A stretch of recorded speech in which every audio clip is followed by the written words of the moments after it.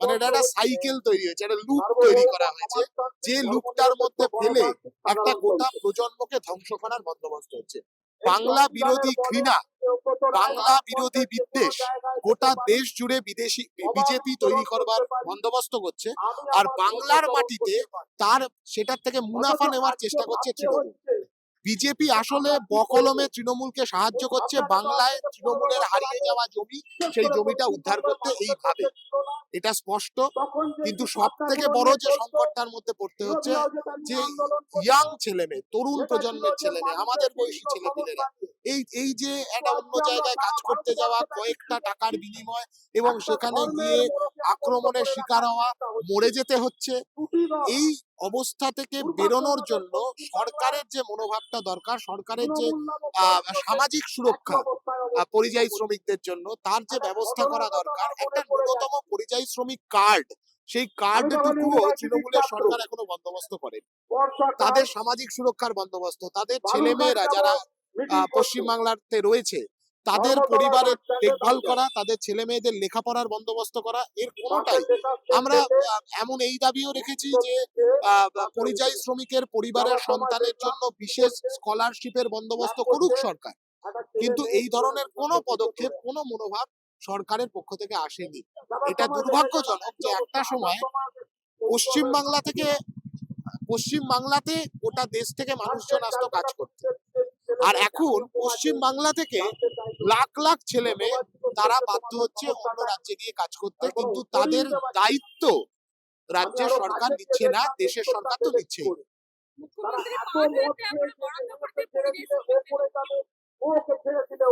কত টাকা পরিযায়ী শ্রমিকরা প্রতি মাসে পশ্চিমবাংলায় পাঠাচ্ছে এবং সেই টাকা কতটা সুবিধা দিচ্ছে পশ্চিমবাংলার অর্থনীতিকে, সেইটা বিচার করলে এই 5,000 টাকা কিছুই না।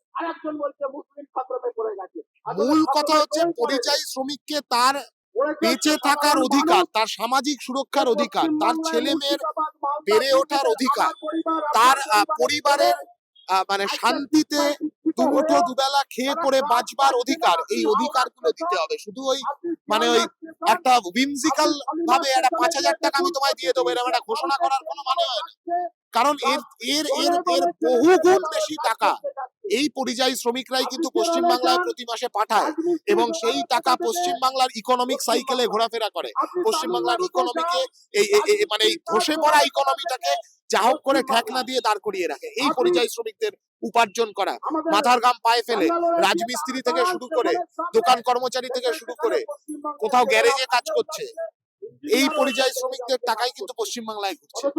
অতএব এই 5,000 টাকাটা তার কাছে নস্য। দাদা আমরা একবার দেখি এই পরিবেশ তো আমাদের হওয়ার কথা ছিল না।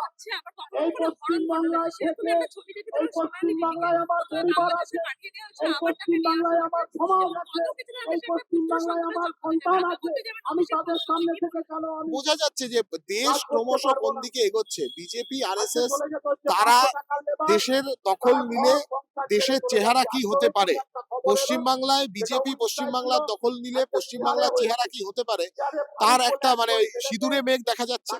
এ তো স্পষ্ট যে নাগরিকত্ব দেওয়ার মালিক কে?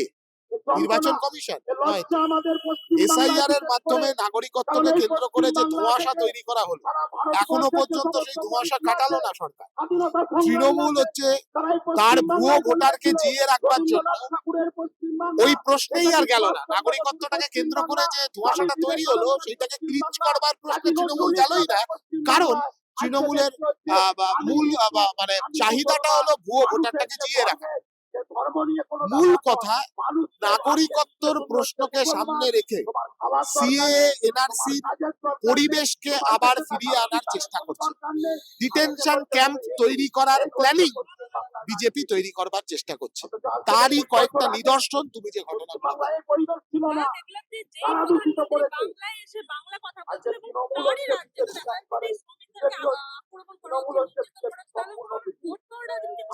যে প্রধানমন্ত্রী বাংলা এসে বাংলা কথা বলবার চেষ্টা করছে, সেই প্রধানমন্ত্রীরই দলের মুখ্যমন্ত্রী আসামের বুকে সে রবি ঠাকুরের আমার সোনার বাংলা গানটা ব্যান করে দিয়েছে। কেউ আমার সোনার বাংলা গাইলে তাকে জেলে পুরে দেবে রাষ্ট্রদ্রোহের অভিযোগে এই ধরনের নিদান দিয়েছে। যে প্রধানমন্ত্রী বাংলায় এসে বাংলায় কথা বলবার চেষ্টা করছেন সেই প্রধানমন্ত্রীর দলই গোটা দেশ জুড়ে বাংলা বিরোধী একটা বিদ্বেষ, বাংলা ভাষা, বাংলার কৃষ্টি সংস্কৃতি সম্পর্কে একটা ঘৃণার পরিবেশ তৈরি করবার চেষ্টা করছে। অতএব এটা স্পষ্ট, বাংলায় এসে বাংলায় কথা বলার নাটক আর বাংলা থেকে বেরিয়ে গেলেই বাংলার বিরুদ্ধে, গোটা দেশকে বাংলার বিরুদ্ধে একটা ঘৃণার পরিবেশ তৈরি করার চক্রান্ত, যাতে সেই ঘৃণা থেকে বাংলার মাটিতে তৃণমূল মুনাফা নিতে পারে, মানে তৃণমূল যাতে বাংলার মানুষকে এই ভয়টা দেখাতে পারে যে ওই দেখো বিজেপি চলে আসবে, তার চাইতে আমায় ভোট দাও, এই সুবিধাটা তৃণমূলকে করে দেওয়ার চেষ্টা প্রধানমন্ত্রী করছে। ও এসআইআর হওয়ার আগেও বলেছিল 5 কোটি রোহিঙ্গা ধরে দেবে। ওকে আগে 5টা রোহিঙ্গা ও ধরে এনে দেখাক, তারপরে ও জিতবে কি হারবে কি ওই তাথই তাথই করে নাচবে সেসব তখন দেখা যাবে।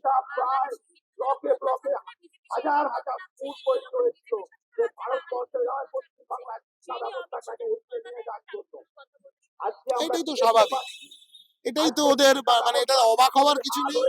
অমিত শাহ বাংলায় কয়েকদিন আগে এসেছিল, বাংলার মাটিতে এই যে বাংলার পরিযায়ী শ্রমিকরা তারা বাইরে গিয়ে বিজেপি শাসিত রাজ্যে প্রতিদিন নিগৃহীত হচ্ছে ভাষার কারণে, পোশাকের কারণে, খাদ্যাভ্যাসের কারণে, একটা কোনো কথা বলেছে? বাংলার শিল্প, বাংলার কৃষি, এগুলো নিয়ে একটা কোনো কথা বলেছে? স্রেফ নিজেদের প্রোপাগান্ডা করবার জন্য এরা বাংলায় আসে এবং বাংলায় এসে বাংলার মাটিতে হিন্দু মুসলমান মেরুকরণ, ভোট বাক্সের মেরুকরণ ঘটানোর জন্য এরা মাঝে মধ্যে বাংলায় আসে, কিছু গরম গরম বক্তৃতা দেয় যাতে এই মেরুকরণটাকে আরো ক্যাটালাইজ করতে পারে, করে আবার ফিরে চলে যায়। আর সেই ক্যাটালাইজ করা জমির মধ্যে ধেই ধেই করে নাচে শুভেন্দু অধিকারী এবং তৃণমূলের নেতারা।